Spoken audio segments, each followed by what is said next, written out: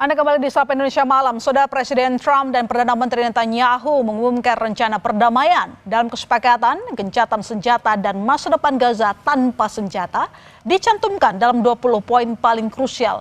Namun, warga Gaza meragukan niat baik kedua pemimpin untuk membawa kedamaian di tanah Palestina. Presiden Amerika Serikat Donald Trump dan Perdana Menteri Israel Benjamin Netanyahu menyepakati sebuah rencana perdamaian. Perencanaan damai ini berisi 20 poin yang bertujuan mengakhiri perang di Gaza dan membebaskan sandera. Sejumlah poin penting, gencatan senjata segera, pembongkaran militer Hamas, demilitarisasi Gaza, serta pemerintahan sementara sipil yang bukan di bawah Hamas. Namun Hamas tengah menelaah dokumen 20 butir proposal perdamaian Gaza yang digagas Trump. Menurut sumber dekat Hamas, kelompok itu memulai serangkaian konsultasi internal dengan kepemimpinan politik dan militer, baik di dalam Palestina maupun di luar negeri, sebelum memberikan jawaban resmi. Sementara itu, Trump memberikan tenggat selama 3 atau 4 hari untuk menerima proposal perdamaian di jalur Gaza. Jika tidak, konsekuensi berat menanti. Juru bicara Kementerian Luar Negeri Qatar, Majid Al-Ansari, mengonfirmasi Selasa waktu setempat, Qatar dan Mesir secara resmi menyampaikan rencana perdamaian yang diusulkan Presiden Donald Trump kepada Hamas dan memastikan bahwa jaminan telah diberikan untuk mencegah terulangnya agresi Israel terhadap Doha. Qatar yang telah lama menjadi mediator utama dalam pembicaraan tidak langsung antara Israel dan Hamas juga menjelaskan Hamas tengah mempelajari proposal tersebut. بالنسبة للوفود الموجودة في الدوحة شارك رئيس المخابرات المصرية يوم أمس في الاجتماع، وكذلك اليوم من الجانب التركي سيشارك في هذه الاجتماعات مع الوفد التفاوضي لحركة حماس. الاجتماع الذي عقد في نيويورك بين عدد من قادة الدول العربية والإسلامية مع الرئيس الأمريكي وسع دائرة المشاركة في إطار هذه المبادرة لتشمل جميع هذه الدول. لذلك اليوم نجد هذا الحضور الثلاثي القطري المصري التركي. Rencana perdamaian disambut dengan skeptisisme dari warga Palestina yang percaya bahwa Amerika Serikat telah lama kehilangan kredibilitas dalam membawa perdamaian ke Gaza. Warga Gaza meragukan dampaknya serta ketulusan dan konsistensi dalam pengambilan keputusan pemerintahan Trump. ترامب أول ما إجا هو كان من البداية أول ما مسك الحكم كان يقول أنا خطتي هي السلام ووقف الحرب عن قطاع غزة، لأنه ما رأيناه لغاية الآن من ترامب وخططه كلها خطط ليس لها أي مصداقية، كلها خطط كذابة، ليس لها أي كلمة من أمر الواقع. يعني بكل صراحة فيش أي يعني كلمة صادقة من كل خطط ترامب، لن نراها إلا العكس تماما. Meski proposal perdamaian membuka peluang bagi berdirinya negara Palestina di masa depan, namun apakah benar-benar bisa mengakhiri penderitaan atau hanyalah pertunjukan politik? Tim Liputan Kompas TV. Ya, saudara, kesepakatan damai yang dibuat oleh Trump dan Netanyahu bisa jadi peluang untuk warga Gaza lepas dari krisis kemanusiaan yang telah terjadi selama 2 tahun lebih. Namun, apakah kesepakatan ini benar-benar jalan menuju akhir penderitaan atau sekedar politisasi kepentingan dua pemimpin dunia? Adakah jaminan agar warga Gaza benar-benar damai? Selengkapnya kita ulas bersama narasumber malam ini dengan Hasibullah Satrawi. Selamat malam, Bang.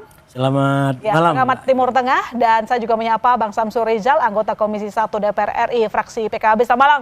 Selamat malam, Assalamualaikum. Ya, saya langsung ke Bang Hasbi dulu, Bang. Ya. Banyak kesepakatan damai sebelumnya yang sudah disuarakan, terutama oleh Trump, dan saat itu sepakat dengan Netanyahu. Yang kali ini, apa bedanya? Benarkah Trump tulus?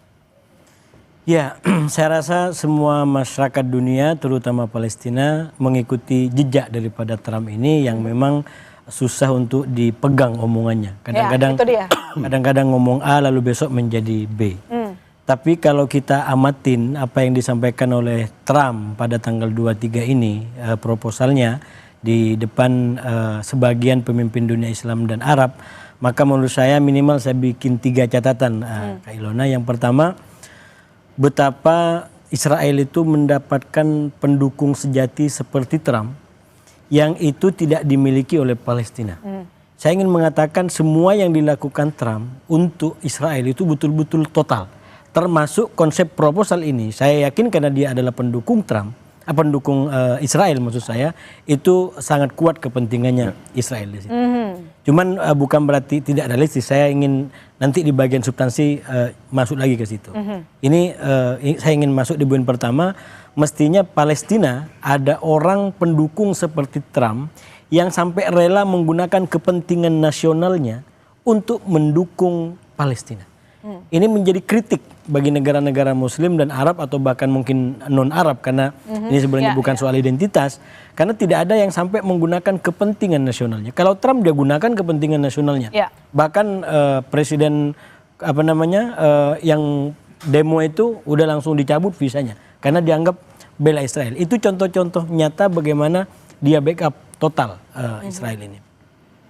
Nah yang kedua catatan saya adalah tentu karena dia adalah seorang pendukung Israel, sekali lagi yang dia usulkan pun akan berpihak kepada Israel. Nah apa yang didapat dari ini secara jangka pendek, terutama dari tanggal 22 PBB pertemuan di PBB 23 dan kurang lebih 5 hari, beberapa hari setelah itu, dampaknya adalah dua menurut saya. Yang pertama, dengan proposal ini, maka Trump berhasil menutup proposal lain yang sebelumnya menggelegar di dunia, yaitu pada tanggal 22 konferensi solusi dua negara yang dituan rumahi oleh Prancis dan Arab Saudi. Itu kalau kita ikutin, saya mengikuti konferensi itu kurang lebih 3 jam sampai 17 menit. Dari sini jam kita jam 2 sampai kurang lebih pagi, itu luar biasa.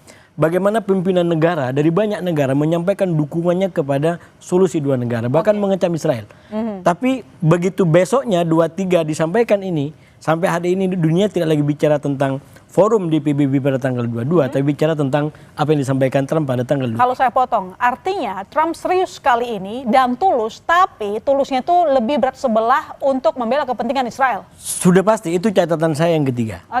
Karena itu cara membacanya saya melihat apa yang disampaikan oleh Trump ini paling jauh menurut saya. Paling jauh itu adalah komposisinya 60-40. 60 untuk kepentingan Israel, 40 untuk kepentingan Palestina. Malah bisa mundur lagi 70-30. 70 untuk kepentingan Israel, 30 untuk kepentingan Palestina. Sedikit bukan berarti ini nggak bagus.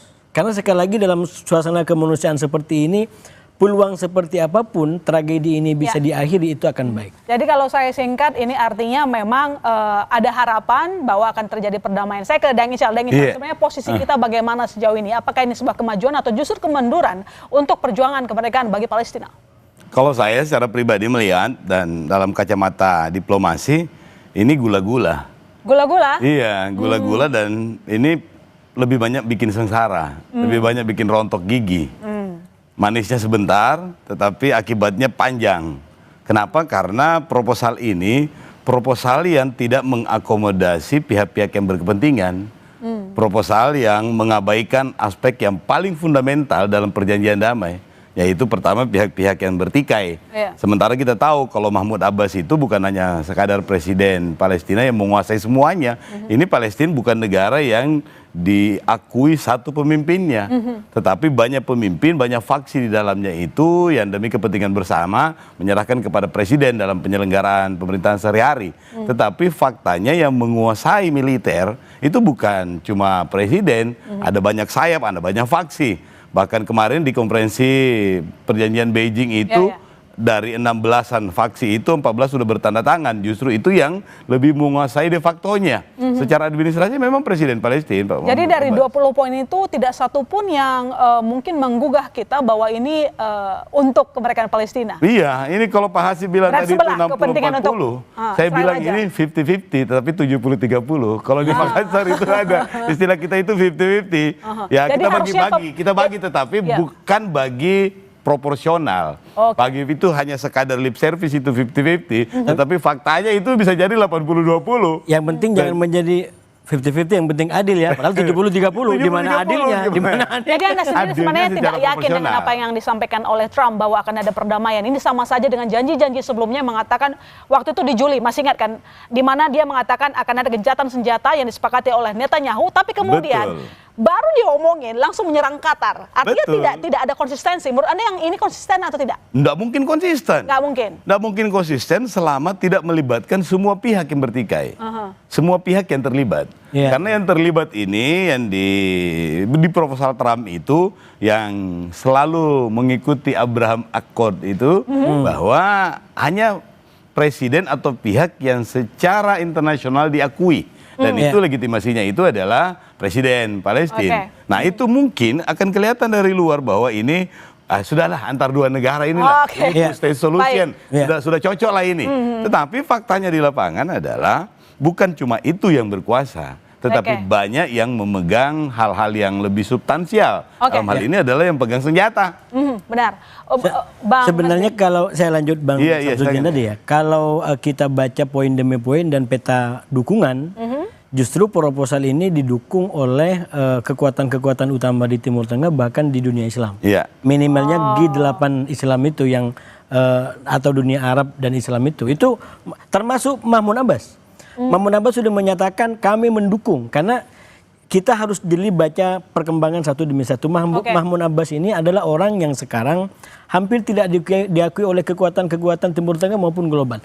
Israel nggak mau percaya sama dia, kemudian Hamas sudah pasti nggak percaya sama dia, Arab juga.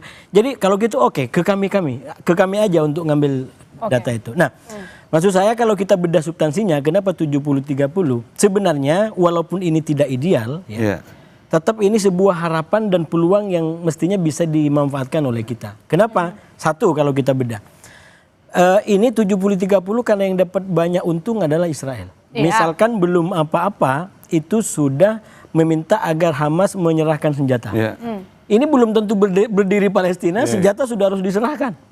Jadi itu keberpihakannya kepada Israel. Nah, tapi sekali lagi juga peluang, karena di sini ada peluang bahwa kalau sudah situasinya mendukung solusi dua negara antara Israel dengan Palestina, apalagi ada jaminan bahwa Israel tidak akan menganeksasi Gaza dan tepi barat, ini menjadi peluang menghidupkan Palestina merdeka. Jadi walaupun 30, tetap ada peluang menjadi sebuah solusi permanen bagi dua negara. Solusi permanen, apa yang bisa dilakukan oleh Indonesia, kontribusinya seperti apa? Nanti dijawab Bang dan juga Daeng. Kami segera kembali saudara, tetap di Sapa Indonesia Malam.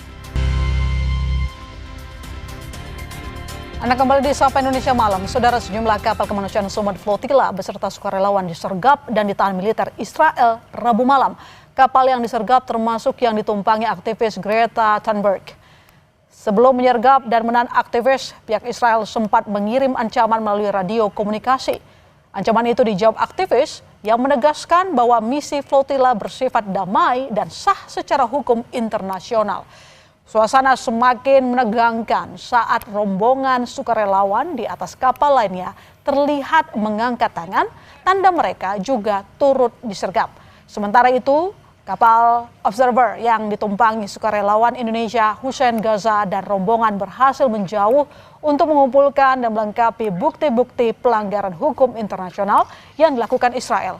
Hingga kini, kondisi perairan Laut Mediterania masih mencekam. Misi kemanusiaan ini diikuti lebih dari 40 kapal dari berbagai negara.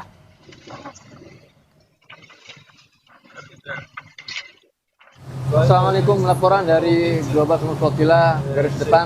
Saat ini sedang terjadi intercept penyergapan secara ilegal oleh Israel terhadap kapal-kapal terdepan JSF yang sudah dikonfirmasi tertangkap sejauh ini 3 kapal, Sirius, Karma, dan Alma, dan Israel terus dengan gencar melakukan serangan ke kapal-kapal lain.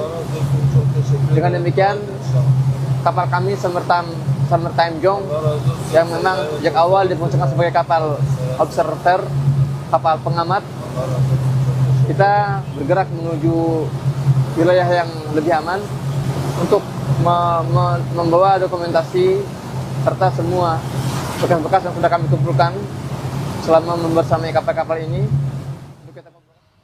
Kementerian Luar Negeri Israel mengunggah rekaman video aktivis Greta Thunberg sedang diperiksa Angkatan Laut Israel pada Rabu waktu setempat. Seluruh aktivis dari Armada Internasional yang coba menembus blokade Israel atas wilayah Palestina itu juga ditahan.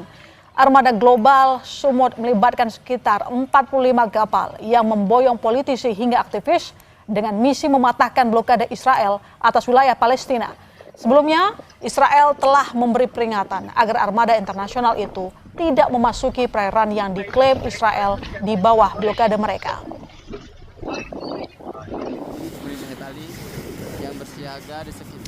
Deng Ical, untuk memuluskan perdamaian yang sudah lebih dari 2 tahun, kasihan sekali saudara kita yang ada di Palestina, apa yang harus dilakukan oleh pemerintah? Bagaimana kontribusi kita bisa ikut serta untuk konsisten memberikan kedamaian bagi Palestina? Ya, yang paling penting adalah Indonesia mesti mengambil peran untuk mendorong negara-negara yang selama ini telah memperlihatkan secara lebih jelas keberpihakan mereka terhadap two-state solution tadi itu. Mulai dari Prancis, Inggris, Spanyol, Portugal, dan beberapa negara-negara yang selama ini memang hanya melihat dari jauh. Dan kemarin puncaknya tanggal 22 kemarin itu yang ada konferensi solusi dua negara, Prancis dan MBS, kemudian beberapa negara juga sebelumnya. Beijing sudah mengumpulkan faksi-faksi itu, dan ini adalah pertanda bahwa pada dasarnya mereka siap untuk terlibat dalam proses ini. Oleh karena itu seharusnya seperti badan seperti PBB ini yang menginisiasi untuk melibatkan banyak negara. Bahkan terakhir Inggris ini sudah merelakan Tony Blair itu, walaupun juga karakter personalnya dia itu tidak dekat-dekat amat, bahkan bisa jadi menjadi anti Palestina, tetapi sebagai sebuah representasi internasional itu patut untuk diberi, patut untuk memberi harapan lah. Nah, yang ini berarti tandanya adalah tidak boleh ada negara yang kelihatan dominan, apalagi yang selama ini Israel minded seperti Amerika Serikat. Amerika Serikat ini menurut saya benar-benar hanya lip service ini untuk mengurangi tekanan apa yang dilakukan konferensi di New York, MBS Arab Saudi dengan Prancis. Soal Amerika kan sikap dia sudah jelas sangat pro Israel dan keuntungannya tadi disebut sama Mas B. Tapi bagaimana dengan kita Indonesia, lalu kemudian negara-negara yang tergabung dalam OKI, kita tuh tampaknya juga nggak kompak. Gitu. Semua negara yang merasa memiliki kepentingan, karena dasarnya semua ini adalah konflik berbasis kepentingan. Karena semua negara juga dalam konteks hubungan antar negara itu didasari oleh kepentingan. Tidak ada yang tidak ada kepentingannya, tetapi kalau kemudian dianggap ini adalah pemicu untuk, ya mudah-mudahan tidak terjadi nauzubillah min zalik, perang dunia ketiga, maka semua negara jadinya berkepentingan untuk meredam konflik ini. Dan itu berarti beberapa kelompok negara yang selama ini juga memang telah memberikan perhatian itu harus bersama-sama untuk mengambil bagian dalam proses ini. Dan niat baik Amerika ini, kalau betul niat baik itu pasti akan membuka jalan. Nah di sini tandanya. Ya, Bang Hasbi, ada Tony Blair, ini sendiri juga tadi kita sudah bahas bahwa orang ini juga sebenarnya nggak bersih-bersih amat begitu. Yang kita tahu juga dia ada masalah soal Irak waktu itu. Nah, bagaimana memastikan bahwa sosok ini bisa menjadi Dewan Perdamaian yang menjadi tim dari Trump dalam 20 kesepakatan itu dituliskan demikian, lalu kemudian apakah Indonesia juga turut serta harusnya bisa memberikan tokoh ke dalam sehingga lebih jelas begitu posisi kita? Ya, saya rasa memang ini pertanyaan yang sangat strategis tentang peran kita ke depan. Dan kalau Tony Blair ditanyakan kenapa masuk di situ, sudah pasti bukan karena paling adil, tapi paling bisa diterima oleh kedua belah pihak. Dan dalam konteks itu, walaupun kecil ini ada peluang, terutama melalui yang disebut sebagai Dewan Perdamaian, Daeng, menurut saya justru ini harus digunakan oleh Pak Prabowo yang menjadi bintang baru di tingkat PBB dengan pidatonya yang sangat kuat dirujuk oleh banyak orang itu untuk meningkatkan peran Indonesia, yaitu mengusulkan tokoh-tokoh yang bisa mengisi Dewan Perdamaian ini untuk bisa memastikan ide mengenai keluarga Ibrahim yang rukun ini bisa diperjuangkan lebih lanjut. Dan menurut saya kita nggak kekurangan nama-nama yang punya rekam jejak tentang ini semua. Misalkan kalau di pemerintahan ada siapa namanya SBY, ada Pak JK, bahkan keluarga Gus Dur yang kita tahu sangat diterima di kedua belah pihak. Entah itu Bunyai Sinta atau mungkin putri-putrinya, atau malah mungkin kalau yang akademisi, kalau beliau mau, menurut saya tokoh-tokoh seperti Romo Magnis yang kita nggak meragukan bagaimana beliau berjuang untuk perdamaian dunia, bisa diterima Barat dan Timur, ini bisa di-endorse menurut saya oleh Pak Prabowo untuk satu, kita sudah makin naik dukungannya di tingkat global, dan ini perannya makin strategis, sehingga ide mengenai perdamaian dunia itu yang sekarang dibuka lewat proposalnya Trump, walaupun komposisinya 70-30. Artinya kalau saya potong, proposal ini masih harus direvisi. Dan terbuka memang, mereka nggak mau kunci. Nah itu catatan saya yang kedua. Karena ini memang masih terbuka, menurut saya melihat perkembangan hari ini, 9 hari pasca pertemuan di PBB, Pak Prabowo terutama yang hadir di forum itu mestinya memberikan penjelasan lebih lanjut. Jangan ini menjadi cek kosong digunakan oleh Trump dan Netanyahu untuk memaksa Hamas menerima poin-poin ini. Karena ada kecenderungan menurut saya di hari ini Trump menggunakan pertemuan dengan G8 itu untuk menekan Hamas. Sekarang Hamas nggak punya pilihan. Dan Hamas tidak punya pilihan. Nggak punya pilihan. Karena merasa negara-negara Islam dan Timur Tengah sudah mendukung. Padahal sekali lagi ini belum dikunci. Jadi harus diberikan penjelasan lebih lanjut. Dan hari ini negara-negara Timur Tengah sudah melangkah ke sana. Jadi nggak mau menjadi cek kosong. Ini harus apa yang dimaksud dengan babi bu ini yang baik. Dan Ical, Anda sendiri sepakat tidak? Tadi disebutkan bahwa sebenarnya Hamas sendiri tidak punya lagi posisi tawar, begitulah ya. Mereka harus setuju karena negara Islam itu sudah menyetujui lah begitu dalam pertemuan saat itu. Jadi menyetujui untuk solusi dua negara, menyetujui untuk damai. Tetapi kalau mereka melihat 20 poin yang diajukan ini, tidak akan mungkin setuju. Tidak akan mungkin setuju dan memberikan effort yang maksimal. Kenapa? Karena mereka juga tahu dan kita juga tahu. Kalau soal pengungsi tidak selesai, kalau soal kompensasi ekonomi atau badan yang menjamin untuk ada proses rehabilitasi dan recovery, kemudian kalau faksi-faksi militer tidak dilibatkan atau tidak merasa terakomodasi kepentingannya, tidak bakalan ada perdamaian. Dan Amerika dan Netanyahu ini cuma menggunakan momentum ini untuk menutupi kekalahan diplomatiknya mereka pada sidang PBB. Karena kekalahan diplomatik ini luar biasa telaknya. Karena semua orang itu memiliki, semua negara itu akhirnya punya panggung dan itu menjadi momentum. Kenapa mereka menjadikan sidang PBB ini sebagai momentum untuk memberikan dukungannya? Karena desakan internasional warga negara masing-masing itu sudah mulai terlibat. Australia nggak pernah bahkan cenderung mendukung Israel karena demonstrasi di kampungnya, di daerahnya, di negaranya.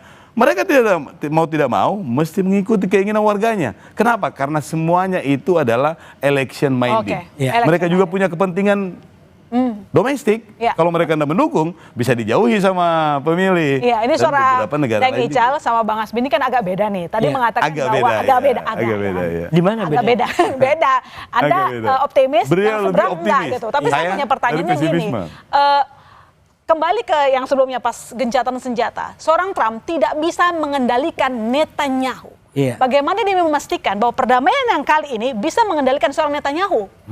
Saya ingin sampaikan begini. 3 pihak ini, katakanlah Trump, lalu kemudian Netanyahu, bahkan pimpinan Hamas, ini punya karakter yang mirip-mirip. Ini pejudi kelas berat dalam pengertian tidak mau terlihat lemah di hadapan lawan. Sekarang posisinya adalah Netanyahu menggertak Hamas sekeras-kerasnya. Kalau sampai enggak setuju dengan proposal ini, jangankan sampai menolak, ngasih catatan saja, artinya Anda memang menerima untuk diserang lebih parah lagi. Itu seakan-akan begitu. Padahal pada waktu yang bersamaan Netanyahu sangat sadar, kita tahu kalau ini betul-betul diambil, maka Netanyahu pun bisa ambruk pemerintahannya. Karena orang-orang kanan di belakang tidak mau terjadi yang namanya solusi damai. Mereka maunya adalah aneksasi total, Gaza diambil, tepi barat diambil, dan hanya ada namanya Israel. Tapi sekali lagi ini cara orang untuk berstrategi. Nah Hamas juga sama, dia tidak mau untuk kelihatan lemah gitu. Karena itu dia menggunakan segala daya untuk tidak terlihat, sudah perang seperti ini, kenyataannya nggak ada yang bisa dibebaskan dengan perang oleh Israel. Semua sandera dibebaskan dengan perundingan. Nah ini yang dipertahankan gitu. Nah oleh karena itu menurut saya selalu sampaikan sebenarnya lewat solusi 2 negara itu yang dimainkan oleh Prancis dan Arab Saudi, itu membuat panggung baru. Bahwa selain perang itu menuju kemerdekaan Palestina ada jalan lain, yaitu lewat pengakuan terhadap 2 negara ini. Cuman sekarang dengan proposal Trump menurut saya itu peluang terbuka semuanya, dan tidak pada tempatnya kita menggugurkan satu sama lain. Lebih baik kita dorong bagaimana peluang yang ada ini bisa mewujud walaupun kecil untuk perdamaian kedua belah pihak. Deng Ical, menurut Anda sendiri, kenapa seorang Netanyahu akhirnya mau melakukan perdamaian kalau syarat-syaratnya tadi 20 poin itu diaminkan oleh Hamas. Yang kita tahu juga faktanya dia mau melakukan perdamaian setelah menyerang habis-habisan Gaza, lalu kemudian kita lihat contoh saja wilayah tepi barat sudah mayoritas habis diambil oleh Israel. Ya. Yang pertama, ambil nafas. Karena tren saat ini tidak menguntungkan Israel.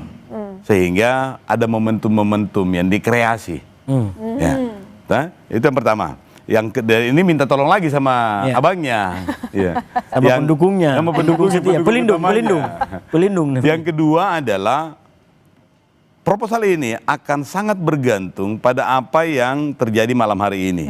Dengan berbagai misi damai, ratusan misi kemanusiaan dan perahu yang mewakili negara-negara tertentu ini, dan beberapa negara juga sudah mengikutkan angkatan perangnya, dan ini adalah momentum yang bisa menjadi momentum yang positif untuk perdamaian itu, bisa jadi juga momentum negatif. Menurut saya PBB yang harusnya mengambil inisiatif. Kalau bukan PBB, maka PBB itu menginisiasi untuk membentuk barisan negara-negara yang mengambil bagian. Tidak boleh Amerika menjadi satu-satunya. Boleh dominan, silakan. Tetapi harus memberikan peluang kepada negara-negara lain untuk ikut dalam dewan ini. Sehingga dewan ini, walaupun juga inisiatornya adalah Amerika misalnya, tidak masalah. Karena siapapun inisiatornya, kalau niatnya baik, tidak apa-apa. Tetapi ada peluang. Sekali lagi, ada peluang. Selalu ada peluang damai di situ. Dan peluang damai ini mesti komitmen ini diperlihatkan dengan membuka ruang bagi Inggris, Prancis, Indonesia, Beijing misalnya, untuk ikut juga di dalam situ, sehingga proporsi ini akan jangan ada yang terlalu mendominasi. Betul. Harus punya suara yang tepat. Sehingga panggung ini diisi oleh panggung perwakilan dari negara manapun. Terima kasih Deng Ical, terima kasih Bang Smith telah bergabung di Sapa Indonesia Malam. Harapan kita bersama, jangan ada lagi yang tidak tepat janji. Amin. Karena warga Gaza butuh kedamaian. Terima kasih sekali lagi.